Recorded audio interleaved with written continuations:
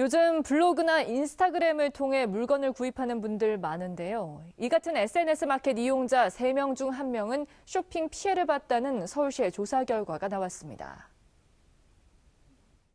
지난 5월 중순 A씨는 구매대행 블로그를 통해 명품 시계를 350만 원에 구매했습니다. 판매자는 배송 기간이 2주 정도 소요된다고 했지만 시계를 기다리는 사이 해당 블로그는 지난달 초 갑자기 폐쇄됐습니다. 최근 블로그와 같은 SNS 마켓이 새로운 쇼핑 플랫폼으로 급부상하면서 이 같은 피해가 늘고 있습니다. 서울시가 소비자 4,000명을 대상으로 SNS 이용 실태를 조사한 결과 최근 1년간 2천여 건의 피해가 신고됐습니다. 피해 금액만 2억 3천만 원에 이릅니다. 피해 유형별로는 주문 취소나 반품, 환불 거부가 84%로 가장 많았습니다.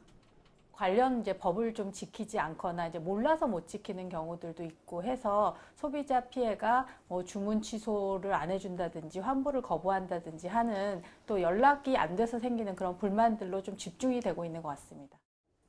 피해 신고가 가장 많았던 SNS 플랫폼은 카카오로 80%를 차지했고 피해 유형은 허위 과장 광고가 54%로 가장 높았습니다. 전문가들은 과장된 사실을 통해 거래한 경우 형사 고소도 가능하다는 설명입니다. 허위사실 고지 부분이 거래상 신의성실의 원칙상 그것에 비추어 비난받을 정도에 해당되는 경우에 사기에 해당되므로 이러한 경우에 SNS 마켓 판매자를 상대로 해서 형사고소를 할 수도 있을 것입니다.